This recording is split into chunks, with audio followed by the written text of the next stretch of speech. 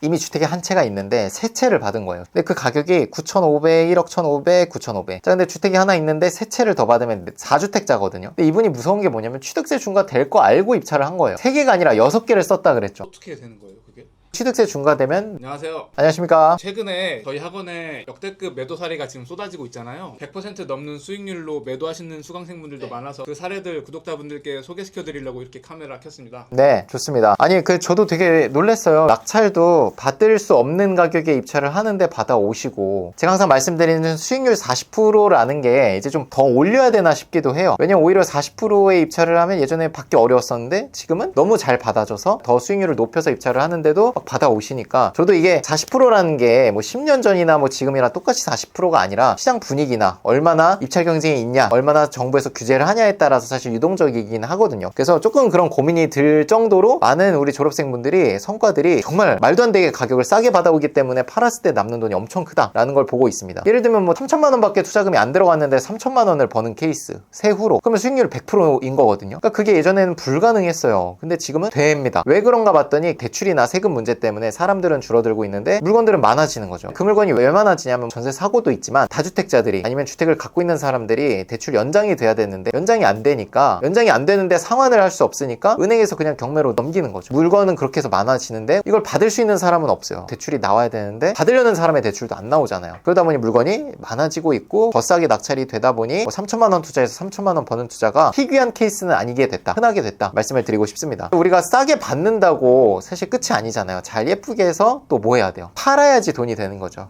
그러면 대출 안 나오니까 사는 사람 없겠네 라고 생각하지만 사주는 사람이 있더라고요. 또 외국인들은 사실 빌라를 살 때 대출 풀로 받고 막 어떻게든 이 모든 조건이 충족돼야지 매수를 하지만 외국인 분들이 요즘 빌라를 많이 사더라고요. 외국인 분들이 현금으로도 많이 사고요. 그러니까 현금을 들고 오는 순간 이 뭐 대출 규제나 이게 의미가 없어요. 자기 돈이니까. 그리고 자기 돈일 수 있는 게 금액이 아파트처럼 크지 않으니까 1억, 2억 정도의 돈은 중국인 분들이 들어오셔서 사시면 그냥 현금 납부를 해버려요. 최근에 보면 한 60%, 70% 정도의 매도 사례는 거의 이제 외국인 매수자였어요. 우리나라에 정착하고자 하는 그 외국인 분들이 아파트와 빌라의 어떤 차별성을 잘 못 느끼는 것 같아요. 우리나라 사람들은 아파트는 좋은 거고 빌라는 안 좋다고 생각을 하는데 외국인 분들한테는 사실 빌라나 아파트의 그런 경계선이 좀 별로 없거든요. 그런 거부감이 없습니다. 빌라 산다고 해서. 우리가 보통 낙찰받는 준신축, 그런 빌라 이런 것들만 봐도 충분히 집이 좋다고 얘기를 하시는 거죠. 그래서 그런 분들이 많이 매수를 하시고, 실제로 뉴스 기사를 봐도 최근에 중국인이나 뭐 외국인의 어떤 임대인들이 많아지고 있다라는 얘기들이 나오고 있습니다. 그게 실제로 저는 현장에서 느끼고 있어요. 외국인 분들이 많이 매수를 한다. 우리는 사주는 사람만 있으면 되니까 낙찰 받을 때는 경쟁이 덜해서 싸게 받을 수 있고, 팔 때는 외국인 분들이 또 사주니까 사고 팜에 있어서 문제가 좀 많이 해결이 되는 것 같아요. 수강생분들이랑 대화를 해보시면은 매도하실 때 외국인들이 매수한다고 하시는 게 실제로 피부로 체감이 많이 되시는 거예요? 많이 돼요. 예전으로 따졌을 때는 뭐 한 30% 이하였던 것 같은데 지금은 2배 이상 는 체감이 듭니다. 저도 물어볼 거 아니에요. 지금 정부에서 이렇게 세금 규제를 하고 대출 규제를 하는데 도대체 그 사는 사람들은, 근데 물어보면 내국인 분들이 아니라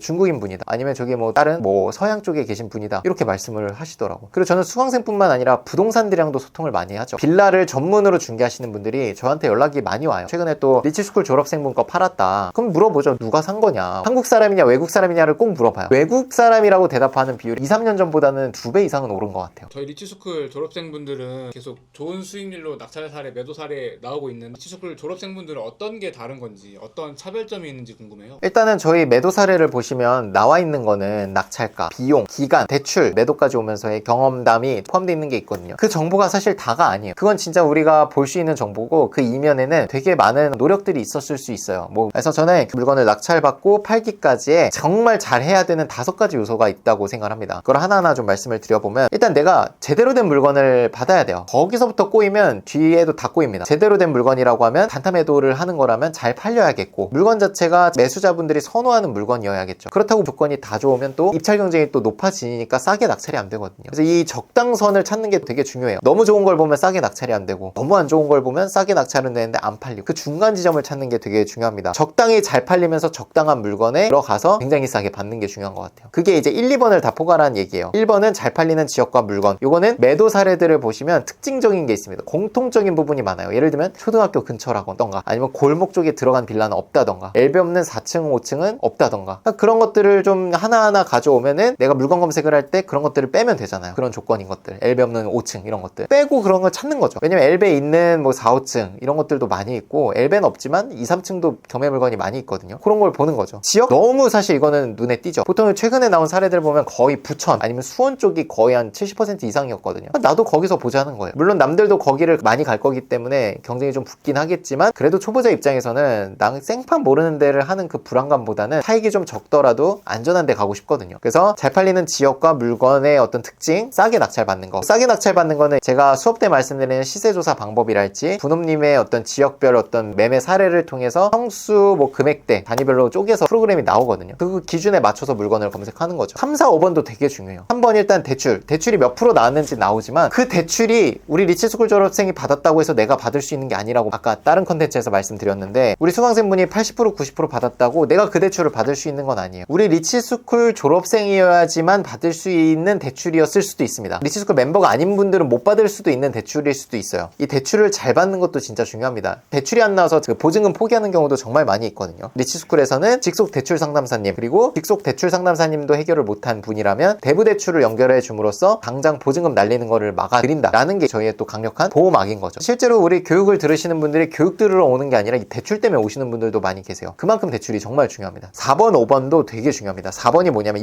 인테리어가 깔끔하지 않으면 빌라는 안 팔려요. 그리고 공실이어야 됩니다. 공실 상태여야 되고 인테리어 잘 돼 있어야 되고 사진도 깨끗하게 찍어야 돼요. 이 전문가들이 저희는 다 있거든요. 일단 인테리어 하는 업체들 2군데 제휴가 돼 있고 거기에다 우리 졸업방에 어디 지역 인테리어 필요합니다 올리면 바로바로 추천을 해줘요. 우리 졸업생들이. 제휴업체 및 우리 졸업생의 추천을 통해서 인테리어를 깨끗하게 하고 그리고 인테리어가 완료되면 사진 촬영 전문가분도 계세요. 그래서 사진을 소품 같은 것까지 세팅을 해서 소품도 그분이 일정 비용을 받고 해주거든요. 소품 세팅하고 사진을 예쁘게 찍어 놓으면 그 사진을 갖고 전단지를 쫙 뿌리는 거죠. 실제 물리적 전단지 말고 저희가 부동산 사장님한테 뿌리는 그 문자에 전문가가 찍은 사진을 첨부해서 보내면 제가 봤을 때 팔리는 확률이 한 20% 이상은 올라간다고 생각을 해요. 왜냐면 손님들이 1차적으로는 사진을 보고 물건 방문을 하는 거거든요. 사진조차 예쁘지 않으면 방문 예약도 안 해요. 그러면 집에 팔릴 수가 없어요. 마지막이 잘 파는 부동산을 찾는 게 중요합니다. 처음 빌라 하시는 분들이 어디 중개사가 빌라를 잘하는지를 잘 몰라요. 근데 솔직하게 말씀드리면 빌라를 제일 잘 파는 분들은 과거에 빌라를 분양했던 분들이에요. 손님들을 외부에서 그러니까 부천 빌라를 매도하기 위해서 서울 지역에 있는 손님을 데려오고 인천 서구 검암동에 있는 빌라를 매도하기 위해서 부천 쪽에 있는 손님을 데려오고 근데 로컬 부동산이라고 하는 그냥 사무실에 앉아 계신 분들은 다른 지역에서 손님을 못 끌어와요. 왜냐면 사무실에만 계시니까. 우리 빌라를 잘 파시는 분들은 보면 맨날 이동 중이에요. 맨날 차에 계십니다. 왜냐면 손님들 모시고 계속 물건 브리핑하고 저쪽 지역도 보여드리고 이쪽 지역도 보여드리고 그게 사실 우리가 경매로 다 받은 물건이거든요. 그리고 우린 예쁘게 해서 깨끗하게 해서 싸게 내놓으니까 메리트가 있는 거죠. 어필이 되는 거죠. 중개사님 입장에서도 소개하기가 되게 편한 겁니다. 그래서 이 5대 요소를 잘 챙기셔야 돼요. 요게 잘 되게 저희는 만들어 드리고 있죠. 다시 정리하면 잘 팔리는 지역과 물건을 받으셔야 되고 그것도 비싸게 받으면 안 되고 좋은 가격에 받아야 되고요. 대출 잘 받으셔야 되고요. 인테리어 잘 해놓고 사진도 예쁘게 찍으셔야 됩니다. 그리고 마지막에 그렇게 예쁘게 찍은 사진으로 잘 파는 부동산에 잘 뿌려서 좋은 가격에 내놔서 빨리 매도될 수 있게 해야 되는 거죠. 그리고 잘 파는 부동산을 내가 알아놓으면 시세 조사할 때도 너무 편하죠. 그분들한테 가격을 물어보면 얼마에 팔리는지 나오니까 그럼 난 그거 기준으로 싸게 받으시면 됩니다. 자, 1번 잘 팔리는 지역 물건 매도 사례 보시면 되고 좋은 가격에 낙찰, 분업님 프로그램 그리고 제가 알려드린 교육 방법 그리고 교육 시간에 미션도 하고요. 저희가 미리 제휴해 놓은 빌라를 전문으로 매도하시는 중개사님의 연락망들을 통해서 전화로 문의까지 하면 완벽한 가격 조사가 됩니다. 대출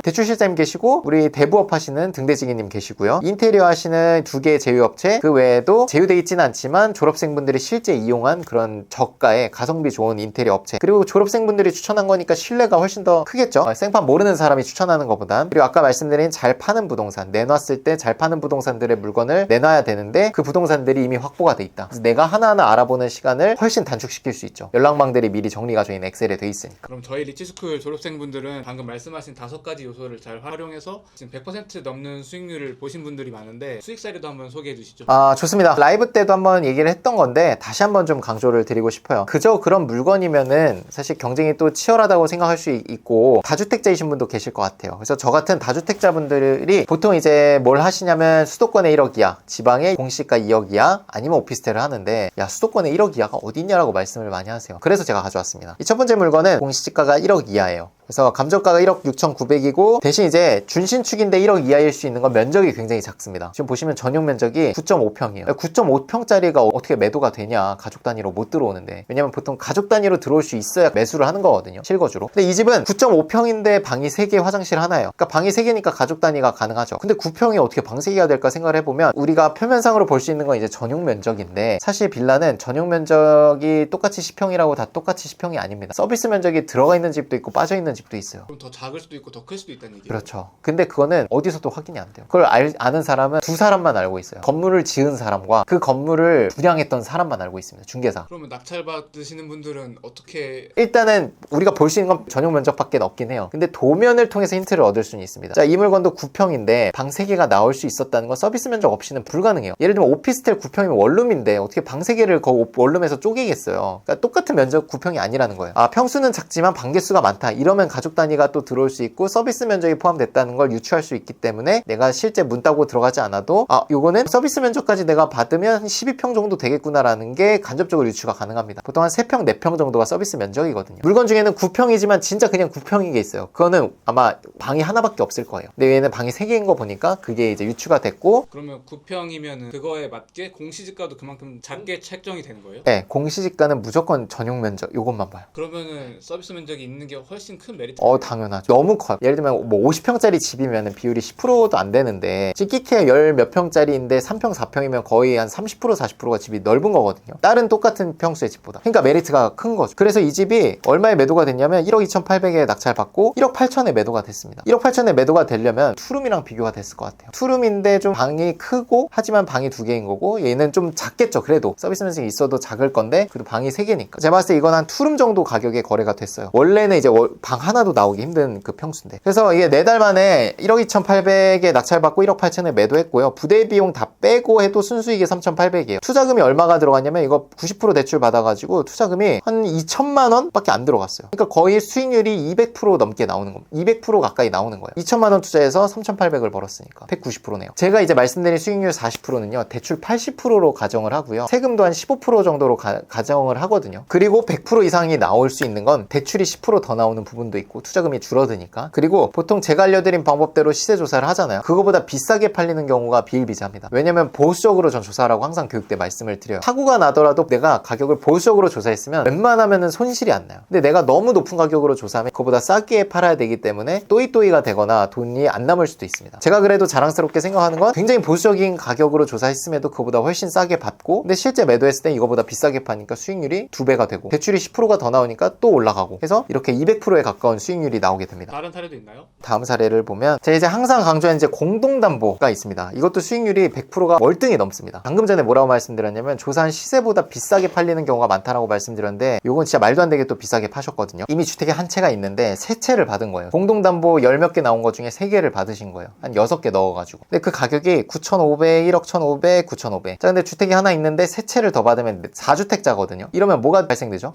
취득세 중과가 됩니다. 근데 이분이 무서운 게 뭐냐면 취득세 중과 될 거 알고 입찰을 한 거예요. 3개가 아니라 6개를 썼다 그랬죠. 그러면 당연히 취득세 중과가 될 수도 있다는 거예요. 여러 개 받는다는 전제로 계산을 하고 입찰한 겁니다. 어떻게 되는 거예요, 그게? 취득세 중과되면 남는 게 없지 않냐라는 거잖아요. 근데 취득세 계산을 하고 들어갔다는 건 계산하고도 훨씬 더 많이 남는다는 거예요. 이 받은 가격이. 자, 한번 계산기를 돌려보니까 자, 이렇게 인증을 해주셨고, 보시면 이제 제가 물어봤어요. 세 채 받았던데 이거 취득세 중과 괜찮냐? 저도 물어봤어요. 그랬더니 이미 뭐 명도도 저희 법무사님께 의뢰를 드려서 자기는 그냥 일하고 계시고, 대출도 이은혜 시장님께 문의드린 상태고, 대출 다 90% 승인 받았거든요. 그리고 이제 뭐 인테리어나 이런 것도 저희 업체 다 쓰고 있고, 이분은 진짜 우리 그 혜택들을 다 이용하고 계신 분이에요. 정말 초보자의 질문인데 주택을 3개를 동시에 입찰하셨다고 했잖아요. 주택 3개가 동시에 대출이 다 나오는 거예요? 동시에 다 나와요. 사업자 대출은요, 건건이 담보를 보고 소득을 봅니다. 초보자분들은 그렇게 생각하죠. 내 소득이 한정적인데, 내 소득이 5천만 원인데 대출을 3개를 동시에 실행하면 DSR 때문에 부채가 너무 커지니까 대출이 안 나오지 않냐라는 건데, 사업자 대출은 DSR을 안 봅니다. 가계 대출은 DSR을 보거든요. DSR을 보면 세 채를 동시에 대출이 안 나올 거예요. 근데 DSR을 사업자 대출은 안 따지기 때문에 세 채가 다 나와요. 그럼 세 채가 동시에 낙찰이 됐을 때 각각의 이자도 있잖아요. 네. 그것도 무시 못할 것 같은데 그것까지 다 계산을 하신 건가요? 당연하죠. 저희 4개월치 대출 이자를 계산을 합니다. 보통 3개월에서 4개월. 입찰가에 다 들어가 있는 거예요. 해체니까 그만큼 이자가 더 크잖아요. 그래도 괜찮은 거예요. 매도 차익이 1억인데 세채 합치면 이자 얼마일 것 같아 한 달에? 8천만 원에 대한 이자 1년에 400만 원이에요. 40만 원밖에 안 나요 한 달에. 근데 세채 매도 차익이 1억이에요. 1억인데 1억보다 더 많이 남을 것 같아요. 이 1억은 세전 1억이라서 세금 떼면 한 8,500 정도 될 것 같은데 지금 취득세 중과돼도 1,000만 원이고 그럼 7,500으로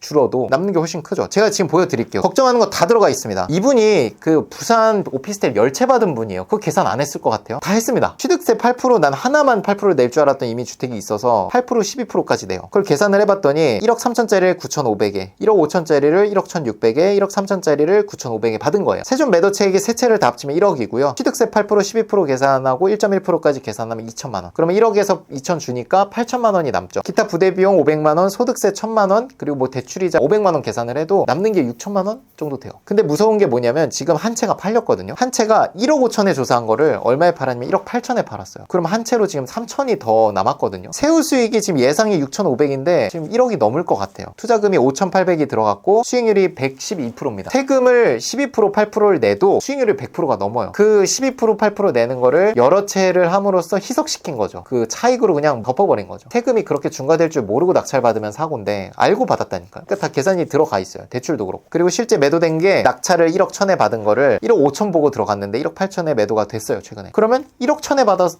1억 8천에 매도를 한 겁니다. 그럼 이거 하나만 봤을 때 수익률은 뭐 거의 200%가 넘죠. 양도세 차익이 크니까 800만 원을 내네요. 매매 사업자로 해도. 대출 90% 나왔고 등기비, 명도비, 수리비 뭐 등등등 나와서 총 비용이 한 1,000만 원 정도. 세금 800만 원 하면 1,800만 원 정도이고요. 그러면 매도 차익으로 계산을 했을 때 7천에서 1,800이 빠지니까 거의 4,500이 남네요. 투자금이 3천만 원이 안 들어갔는데 4,500만 원을 남긴 거예요. 세후로. 원래 이렇게 여러 개를 동시에 입찰하시는 분들이 많으신가요? 유난히 저희 학원에 많아요. 왜냐면 여러 개 들어가서 내가 받을 수 있는 부담이 있죠. 뭐 세금 중과도 그렇겠고 명도하는 것도 그렇겠고 대출이 나올까 안 나올 거에 대한 아까 질문하신 그런 부담 저희가 미리 다 없애드리기 때문에 전문가를 붙여드림으로써 그러니까 이렇게 받을 수 있는 거고 그렇게 여러 개 나온 거는 더 싸게 받을 수 있거든요. 여러분들이 해보시면 알지만 단독 물건이면 1억 8천에 매도될 수 있는 거를 1억 1천에 못 받아요. 권리분석 깨끗하다는 전제로 1억 한 3, 4천에 받아야 돼요. 못 되고 하면 2천, 3천 남는 거거든요. 물론 그것도 큰 돈이지만 공동담보에 내가 들어간다면 여러 개 나온 거에 들어간다면 그거에 2배를 벌 수도 있다는 거죠. 요즘 이런 사례가 정말 많이 나오잖아요. 지금 경매하기 좋은 것 같아요. 너무 좋고요. 왜냐면 대출이 안 나오는 건 나만 못 받는 게 아니라 지금 다주택자들 아니면은 뭐 집을 살려는 사람들 다 어려워요. 대출은. 근데 그렇다 보니까 대출이 만기가 돼서 연장이 안 되는데 경매 물건은 많아지고 있고 대출이 나와야 입찰할 수 있는데 대출이 안 나오니까 입찰자들은 줄고 있고 좋은 물건이 여러 개 나와 있어도 입찰자들이 많지 않아요. 분산도 되는데 사람도 줄었어요. 분산이 더 됩니다. 그러다 보니까 굉장히 싸게 받는 거고 우리 매도 차익 수익률이 100%가 아니라 뭐 200% 나오는 거는 사실 대출이 잘 나오고 세금 중과가 걱정이 없었을 땐 저렇게 못 받아요. 그러니까 오히려 그런 때 기회를 노려서 들어간다면 훨씬 더 싸게 받고 훨씬 더 좋은 가격에 팔 수도 있다는 거죠. 그게 제가 오늘 이 컨텐츠를 통해서 말씀드리고 싶은 부분이었어요. 많은 분들이 이제 대표님의 정규 강의 커리큘럼과 혜택 궁금해하실 것 같은데 한번 소개해 주시죠. 저희가 지금 45기, 46기가 촬영일 기준으로 이번 주에 개강을 해요. 근데 한 주가 지나도 신청들을 꽤 하시거든요. 그러니까 한 주 지난 거는 온라인 녹화본으로 시청을 하고 2주차부터 합류를 하시는 분들도 계세요. 아니면 미리 신청했지만 스케줄이 있으셔서 1주차는 불참하고 2주차부터 합류하시는 분들이 계십니다. 모두 다 괜찮아요. 이렇게 스케줄이 평일반은 4월 16일 개강, 5월 28일 날 종강을 합니다. 그리고 주말반도 4월 18일 날 개강하고 1시부터 4시까지 수업을 하고요. 5월 30일 날 종강을 하고 6월 첫째 주가 좀 휴무일이 껴있어서 첫째 주 쉬고 둘째 주부터 개강을 합니다. 혜택을 좀 보여드리면 여기에 나올 18가지 혜택 여러분들께서 신청을 하시면 이용을 하실 수가 있습니다. 아까 말씀드린 공동담보 그리고 여러가지 뭐 위반건축물이라든지 이런 거에 대한 걱정거리들을 미리 이제 저랑 상담을 받음으로써 해결을 할 수 있고 법적인 어떤 명도 절차나 뭐 대출, 세금 이런 게 완벽하게 조화롭게 돼야지 완벽한 수익률이 나오는 거거든요. 그런 전문가분들을 다 저희가 모시고 있고 저희 실주 교육 과정에 이분들이 다 오셔서 특강하고 상담하고 이런 시간도 다 준비가 돼 있습니다. 끝나고 나서도 상담을 받을 수 있게 저희가 연결도 해드리고 있고 그 외에도 이제 열쇠공 사장님, 뭐 배관 사장님, 부분 인테리어 전문으로 수리하시는 분, 빌라 매매 전문 부동산들의 연락망들 이런 것들을 저희가 싹 다 확보하고 있으니까 그런 이제 툴, 자료들이 있으면 여러분들이 경매할 때 예전에 100의 에너지를 썼어야 됐으면 이제는 뭐 30, 20만 있으셔도 낙찰받고 매도하는 데는 문제가 없다라는 거를 자부하고 싶습니다. 실제로 우리 교육생분들이 그렇게 말씀을 하시고요. 최근에 제가 저희 멘토님이랑 대화를 했었는데 네. 자기는 수강생 혜택도 너무 좋은데 네. 제일 만족도가 컸던 거는 졸업생 단톡방이라고 하시더라고요. 그쵸. 경매 관련된 질문은 이제 졸업생분들이 바로바로 답장을 해주시잖아요. 맞아요. 인원수가 900명이 넘었는데 무서운 건 그 900명이 다 단타 매매 사업자라는 게 진짜 무서운 거거든요. 제가 알기로는 경매 단톡방으로만